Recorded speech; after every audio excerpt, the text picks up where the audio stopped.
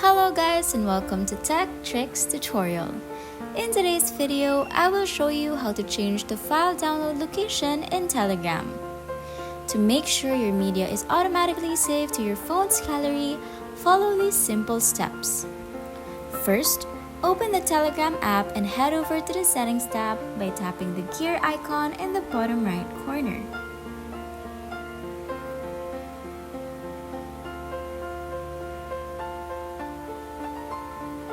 Select Data and Storage. Once you're there, scroll down until you see the option for Save to Gallery.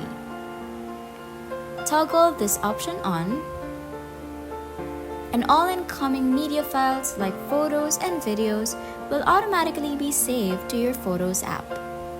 And that's it! Now all your Telegram media will be stored in your gallery. If you found this tip helpful, make sure to like, share, and subscribe for more tech tips on Tech Tricks tutorial. Thanks for watching, and I'll see you in the next video. Bye!